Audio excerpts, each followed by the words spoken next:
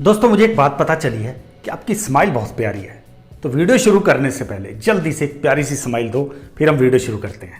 दोस्तों किसी भी काम में, चाहे वो हमारा कोई डेली रूटीन का काम हो, हमारा प्रोफेशन हो या हमारा बिजनेस हो, अगर उसके थ्रू किसी का भला हो रहा है, लोगों की दुआएं उसके साथ हमें मिल रही हैं, तो उस काम में हमारी सक्सेस का ग्राफ, हमारी प्रोग्रेस का ग्राफ वो बढ़ता जाता है। क्योंकि जो इनकम लोगों की दुआओं के साथ कमाई जाती है, उस इनकम पे भगवान का आशीर्वाद होता है, भगवान की ब्लेसिंग्स होती है। और जिस काम में भगवान हमारे साथ आ जाए, उस काम में फिर हम कभी नीचे नहीं जाएंगे, हमारी जो ग्रोथ ऊपर ही जाएगी, हमारी सक्सेस उसमें ऊपर ही जाएगी। तो इस वीडियो में एक ऐसा स्टार्टअप लेके आया हूं जो एक सर्विस भी है और एक बिजनेस भी है। इस स्टार्टअप के थ्रू करोड़ों लोगों का भला होने वाला है और करोड़ों लोगों की दुआएं साथ में मिलने वाली है। ये बिजनेस तो है ही, लेकिन उससे एक ज़्यादा एक बहुत बड़ी सेवा है। तो इस स्टार्टअप आइडिया के बारे में जानना है तो वीडियो में पूरा बने रहना एंड तक। आपको डिटेल में समझाऊंगा मार्केट साइज क्या है, प्रॉब्लम्स क्या है, स्टार्टअप आइडिया क्या है। लेकिन उससे पहले हमेशा की तरह अगर आपने अभी तक चैनल को सब्सक्राइब नहीं किया तो सब्सक्राइब कर दो, लाइक नहीं किया वीडियो को तो जल्दी से लाइक कर दो, शेयर नहीं किया तो शेयर कर दो और कमेंट ज़रूर करना कि अगर आपके चेहरे पे ये वीडियो देखने के बाद थोड़ी सी भी स्माइल आती है ना, तो कमेंट ज़रूर कर। सबसे पहले तो यह जानना जरूरी है कि इस स्टार्टअप आइडिया की ज़रूरत है क्यों, इस फील्ड में बिजनेस करने की ज़रूरत है क्यों। दोस्तों आज की डेट में हमारे देश में लाखों करोड़ों बुजुर्ग अकेले रह रहे हैं। उसके पीछे कई सारे कारण हो सकते हैं। किसी को खुद अकेले रहना पसंद है, किसी को फैमिली साथ नहीं रखती, या किसी का कोई लाइफ पार्टनर नहीं है, किसी की परिवार नहीं है। बहुत सारे रीजन हो जाते हैं जिसके कारण बुजुर्ग अकेले रह रहे हैं। और एक और आजकल प्रॉब्लम है कि जो हमारी यूथ है ये बुजुर्गों के साथ रहना भी नहीं चाहती।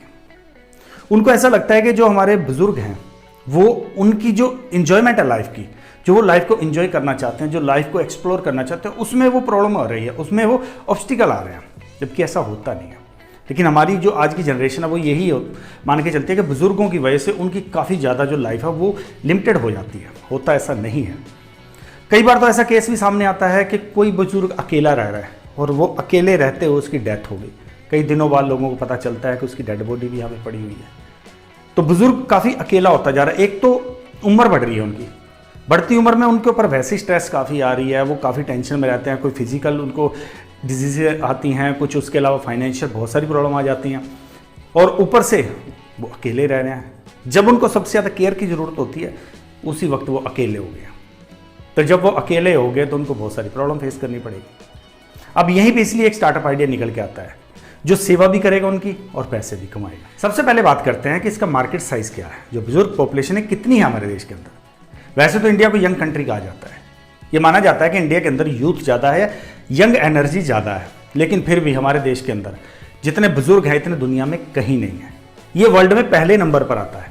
हमारे देश के जो बुजुर्ग पॉपुलेशन है वर्ल्ड में पहले नंबर पर है। हमारे देश के अंदर 14 करोड़ से ज़्यादा बुजुर्ग हैं। टोटल पॉपुलेशन का 10% बैठ जाता है, 10% बुजुर्ग हैं। 139 मिलियन से ज़्यादा हमारे देश के अंदर बुजुर्ग पॉपुलेशन है। सीधी सी बात है कि हर 5 में से एक इंसान बुजुर्ग है, 60 साल या इससे ऊपर है। बुजुर्ग की डेफिनेशन यही मानी जाती है, 60 साल या उससे जो प्लस है उस एज को बुजुर्ग एज में काउंट किया जाता है।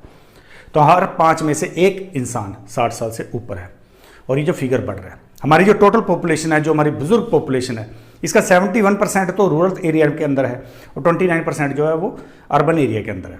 तो ये मार्केट साइज बड़ा है, इसमें काफ़ी ज़्यादा बुजुर्ग हैं। अब नेक्स्ट इंपॉर्टेंट फैक्टर आता है कि इसके अंदर इन फ्यूचर क्या पॉसिबिलिटीज़ हैं, क्या अपॉर्चुनिटीज़ हैं। ऐसा तो नहीं है कि मार्केट कम होगी, मार्केट वहीं पे सिमट जाए, लेकिन ऐसा नहीं है। इस फील्ड के अंदर मार्केट ग्रो करेगी।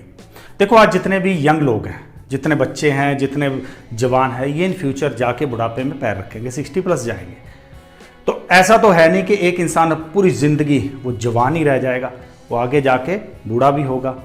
तो जितना वो बुजुर्गों में इंटर करेगा उतनी बुजुर्ग पॉपुलेशन बढ़ेगी। अभी 139 मिलियन की पॉपुलेशन है, लेकिन 2031 तक ये फिगर 194 मिलियन तक जाने वाला है। सीधी सी बात है, 41% से ज़्यादा का इंक्रीज अगले 10 साल के अंदर इस मार्केट के अंदर आने वाला है। क्योंकि जो एवरेज लाइफ थी वो 68 ईयर्स थी, लेकिन अगले 10 साल में 2050 तक लगभग ये बढ़ के 73 ईयर्स तक हो जाएगी। यानी जो हमारे बुजुर्ग लोग हैं वो अब ज़्यादा लंबी लाइफ जीने वाले हैं। ये लगभग 3 से 4% का हर साल इसमें इंक्रीज एक्सपेक्ट किया जा रहा है। और 2050 तक जो ये फिगर है, जो हमारी बुजुर्ग पॉपुलेशन है, ये लगभग 32-33 करोड़ से ऊपर चली जाएगी। तो मार्केट कम नहीं हो रही, मार्केट बढ़ रही है।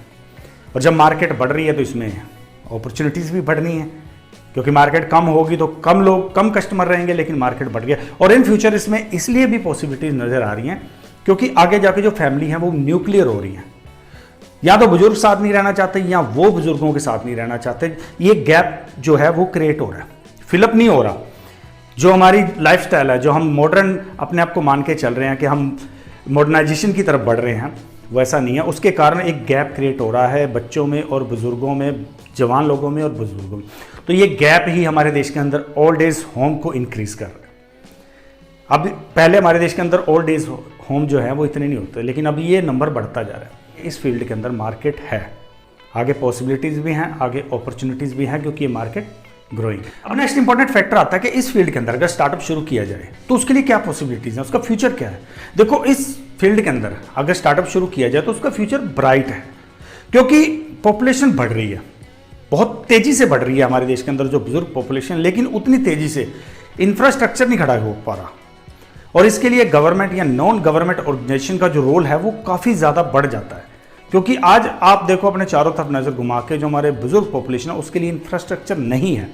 कहीं आपको रैंप नहीं मिलेंगे, कहीं उनके लिए अलग से ट्रेनों में बहुत लिमिटेड सीट मिलेगी, बसों में बहुत लिमिटेड सीट मिलेगी, तो काफ़ी ज़्यादा इसमें प्रॉब्लम आती हैं। और इसमें जो आगे जाके जो भी इसमें प्रोफेशनल ऑर्गेनाइजेशन होंगी, जो कंपनीज होंगी, उनका रोल बहुत ज़्यादा क्रिटिकल होने वाला है, वो बहुत ज़्यादा डीप इसमें इन्वॉल्व होने वाले हैं, क्योंकि गवर्नमेंट अकेली इतना बड़ा एरिया कवर नहीं कर पाएगी। पॉपुलेशन बढ़ रही है और इतनी पॉपुलेशन के लिए इंफ्रास्ट्रक्चर खड़ा करना काफ़ी मुश्किल काम हो जाता है। तो किसी ना किसी ऐसी ऑर्गेनाइजेशन की ज़रूरत पड़ने वाली है जो इस फील्ड में एक की प्लेयर का रोल निभा सके। अब बात सबसे इंपॉर्टेंट फैक्टर की है जिसको हमें अपने स्टार्टअप के थ्रू सॉल्व करना है, और ये है कि इस फील्ड के अंदर प्रॉब्लम क्या है। इस फील्ड के अंदर बहुत सारी प्रॉब्लम है बुजुर्गों की, उनको सॉल्व करने के लिए एक ऐसी ऑर्गेनाइजेशन की जरूरत है जो डेडिकेटेड हो। सबसे पहली प्रॉब्लम तो आ जाती है उनके हेल्थ की। देखो, इस उम्र में डिजेनरेटिव और कम्युनिकेबल दोनों टाइप की जो बीमारियां वो बुजुर्गों को घेर लेती है, लेकिन उसके लिए इंफ्रास्ट्रक्चर नहीं है। बुजुर्ग को अगर बीमारी लग जाए, कभी फैमिली सपोर्ट नहीं मिलती, कभी फाइनेंशियल सपोर्ट नहीं मिलती, तो उनके लिए ये सब कुछ मैनेज करना बहुत मुश्किल हो जाता है। गवर्नमेंट भी अकेली कितना प्रोवाइड करवा सकती है, क्योंकि हमारी गवर्नमेंट के पास इतना टैक्स नहीं जाता, इतने रिसोर्सेज नहीं है, फिर भी वो कोशिश करते हैं, लेकिन इतने लेवल पे वो कोशिश नहीं कर सकते। तो बहुत सारे बुजुर्ग हैं वो इन चीज़ों से अछूते रह जाते हैं। तो वहाँ ज़रूरत है एक ऐसी ऑर्गेनाइजेशन की जो इनको सॉल्व कर सके। और दूसरी बात आती है कि जो बेसिक इंफ्रास्ट्रक्चर होता है बुजुर्गों के लिए वो नहीं है।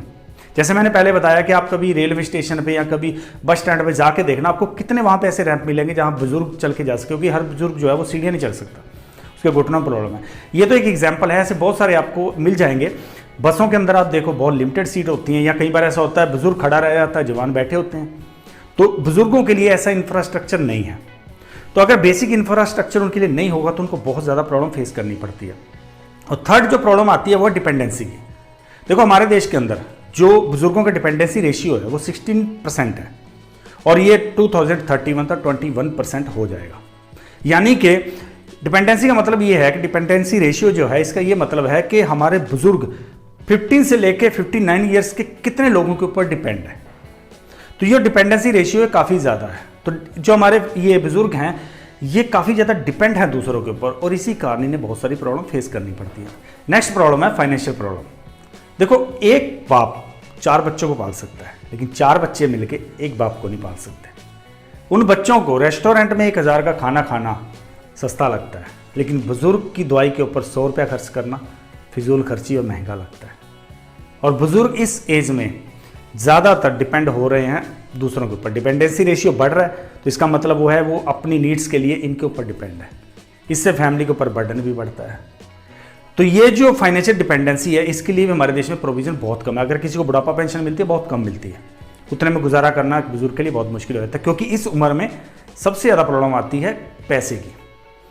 जो लाइफ की प्रॉब्लम है, जो पछतावे हैं, जिसे रिग्रेट्स कह लो, वो सबसे ज़्यादा यही होते हैं ओल्ड एज में कि मैंने जवानी में पैसा सेव नहीं किया, क्योंकि बुढ़ापे में पैसे की ज़रूरत ज़्यादा हो जाती है, दवाइयों का खर्चा हो जाता है, अदर नीड्स हो जाती हैं, उनको एक केयर टेकर की भी ज़रूरत होती है, तो वहाँ पे ज़्यादा खर्चे की ज़रूरत होती है, लेकिन उनके पास पैसा नहीं होता। ये भी एक काफ़ी बड़ी प्रॉब्लम हो जाती है। नेक्स्ट प्रॉब्लम है कि एक इमरजेंसी इंफ्रास्ट्रक्चर नहीं है हमारे देश के अंदर। ये अगर किसी बुजुर्ग को किसी इमरजेंसी में कहीं कॉल करनी हो, किसी की हेल्प चाहिए, तो वो कहाँ करे? वो डिपेंड रहता है अपने रिलेटिव्स के ऊपर, अपने आस पड़ोस के ऊपर। लेकिन ऐसी कोई भी डेडिकेटेड ऑर्गेनाइजेशन नहीं होती जो उनकी इस इमरजेंसी के टाइम पे अवेलेबल हो। भाई अगर उनको कोई इमरजेंसी है, वो जस्ट एक कॉल करें और उनकी हेल्प के लिए कोई पहुंच जाए, ऐसा नहीं है। और उसके बाद जो एक और प्रॉब्लम आती है कि हमारे देश के अंदर जो सोशल इन्वायरमेंट है ये बहुत तेज़ी से बदल रहा है। न्यूक्लियस फैमिली ज़्यादा हो रही हैं। पहले बुजुर्गों के साथ बच्चे बैठते थे, बातें करते थे, कहानियाँ सुनते थे, बड़ा अच्छा सीखने को मिलता था, बड़ा अच्छा टाइम स्पेंड होता था, बुजुर्गों को भी अच्छा लगता था। क्योंकि उस वक्त क्या होता था कि बुजुर्ग को लास्ट टाइम में कोई चाहिए जो उनकी बात सुने, तो बच्चों के साथ वो अपनी बातें शेयर करते थे, अपने पुरानी कहानियाँ लेके बैठते थे, बच्चों को भी अच्छा लगता था, उनको भी अच्छा लगता है। लेकिन अभी जो है खासकर जो हमारी टेक्नोलॉजी बढ़ रही है, मोबाइल फ़ोन वगैरह का यूज़ ज़्यादा हो रहा है, तो ये गैप बढ़ा रहा है। बुजुर्ग अकेला एक जगह बैठा रहता है, बच्चे फ़ोन लेकर दूसरे कमरे में बैठे रहते हैं, तो उनके लिए टाइम नहीं होता। तो ये जो हमारा सामाजिक बदलाव है ये बुजुर्गों को अकेलेपन की तरफ ज़्यादा लेके जा रहा है। नेक्स्ट प्रॉब्लम आती है लोनलीनेस की। एक इंसान जिसके साथ आपने पूरी ज़िंदगी गुजारी है, पूरी ज़िंदगी में हर टाइम आपके साथ था, दुख सुख में आपके साथ था, लेकिन लास्ट एज में वो आपका साथ छोड़ देता है, तो इंसान अकेला पड़ जाता है। और जो फैमिली होती है, बच्चे होते हैं, वो अपने अपने काम में बिजी होते हैं, उनको टाइम नहीं होता कि वो उनके पास जाके उनके दुख सुख ज़्यादा शेयर कर सके, क्योंकि लाइफ की कुछ ऐसी रिस्पॉन्सिबिलिटी आ जाती हैं जिसके कारण उनके बच्चे बिजी हो जाते हैं, तो यहाँ पे बुजुर्ग अकेला हो जाता है। नेक्स्ट प्रॉब्लम है कि जो हमारी फैमिलीज़ है वो भी अपने बुजुर्गों को नज़रअंदाज करती हैं, उनको नेगलेक्ट करती हैं।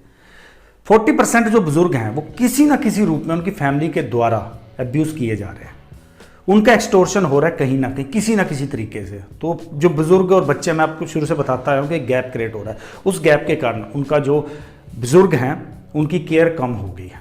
एक अर्बन डंपिंग जो होती है ना, उसका ट्रेंड बढ़ रहा है। अर्बन डंपिंग का मतलब ये है कि आज अपने साथ नहीं रखना चाहते, वो ओल्ड एज होम में छोड़ आते हैं।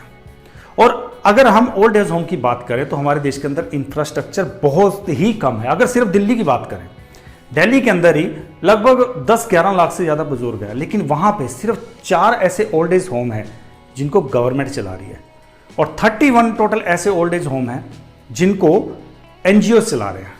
तो इतनी बड़ी पॉपुलेशन के लिए सिर्फ 35 ओल्ड एज होम है, कितने उसमें एडजस्ट हो पाएंगे। और ये अर्बन डंपिंग का कल्चर बढ़ रहा है, लोग अपने माँ बाप को उठाते हैं या खुद माँ बाप चले जाते हैं परेशान होके ओल्ड एज होम में, और ओल्ड एज होम इतने हैं नहीं। तो ये भी एक काफ़ी बहुत बड़ी प्रॉब्लम आ जाती है हमारे बुजुर्गों के लिए, उनकी देखभाल के लिए। तो इन सारी प्रॉब्लम्स के बाद हम एक स्टार्टअप आइडिया आपके सामने निकाल के लेके आए हैं जिसका नाम है हेल्पिंग हैंड। हेल्पिंग हैंड जो ओल्ड एज केयर है इससे रिलेट करता है। देखिए, बुजुर्गों की जितनी भी प्रॉब्लम होगी उसको हमने इस स्टार्टअप के थ्रू सॉल्व करना है। बेसिकली कहा जाए तो ये ज़्यादा फोकस रहेगा हमारे उनकी मेडिकल एड के लिए। एक उनको डेडिकेटेड केयर टेकर प्रोवाइड करवाया जाएगा।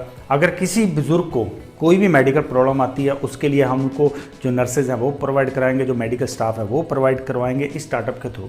और आपको हायर करने की भी ज़रूरत नहीं है। फिलहाल आपको इस स्टार्टअप में क्या करना है, जो ऑलरेडी मार्केट के अंदर जो डॉक्टर्स हैं, जो नर्सेज हैं, उनके साथ टाई अप करना है।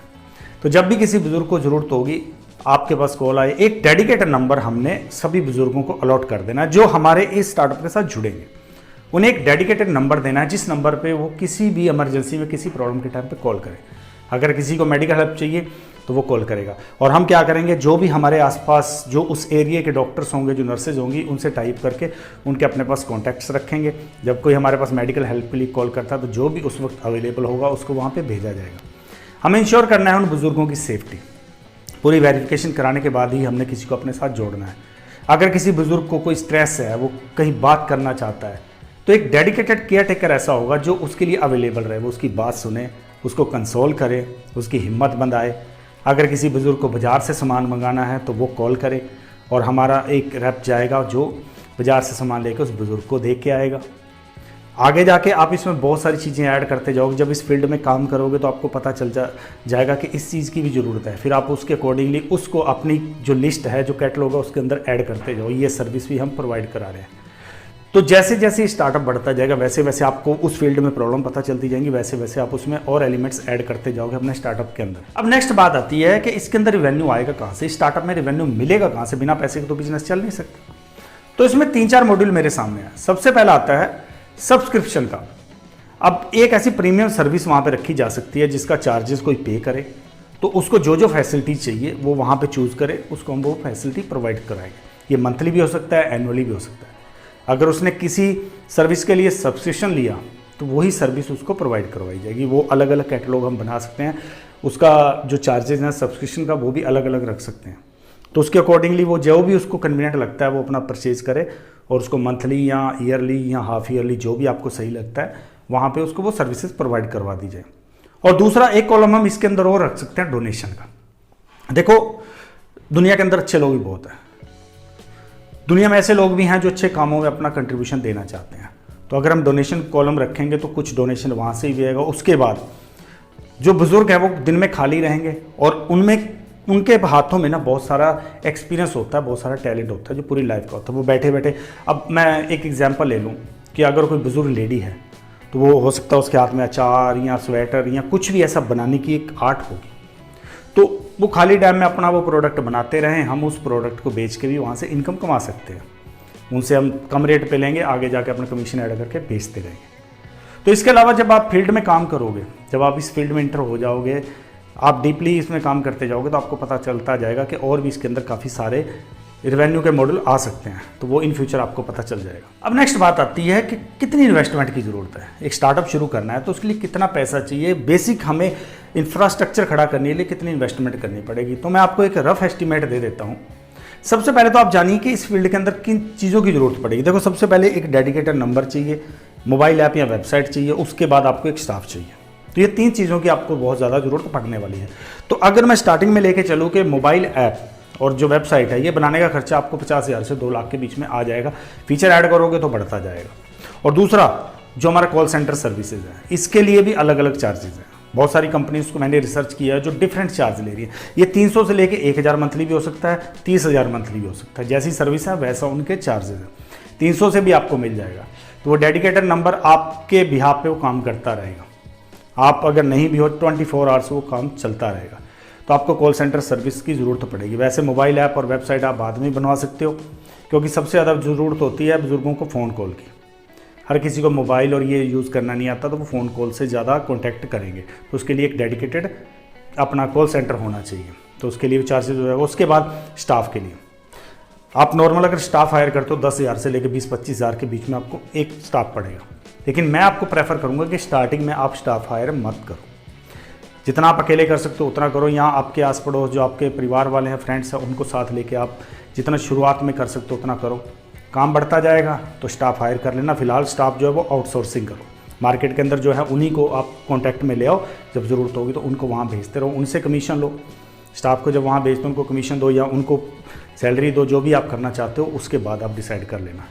तो अगर बेसिक्स इन्वेस्टमेंट की बात करूँ तो कुछ डॉक्यूमेंटेशन खर्चा भी आ जाएगा, जिसमें 10-12 हज़ार आपको रजिस्ट्रेशन वगैरह में जीएसटी अगर लेना चाहते हो तो इन चीज़ों पे भी लग जाएगा। तो यानी 2 से 3 लाख का खर्चा आपको स्टार्टिंग में आ जाएगा अगर आप एक अच्छी वेबसाइट शुरू करना चाहते हो। लेकिन इसकी जो मार्केट है वो बड़ी है और आपको अगर सब्सक्रिप्शन बेस पे लेके चलोगे तो आपको बहुत जल्दी ये रिकवर भी हो जाएगा। तो दोस्तों ये सेवा कम बिजनेस आइडिया आपको कैसा लगा, ये स्टार्टअप आइडिया आपको कैसा लगा, मुझे कमेंट करके ज़रूर बताना। अगर आप वीडियो में अभी तक बने हुए हो, इसका मतलब आपको वीडियो में कुछ तो अच्छा लगा है, तो लाइक कर देना, सब्सक्राइब भी कर लेना। फिर अगले वीडियो में हम नए स्टार्टअप आइडिया के साथ मिलते हैं। Till then good bye.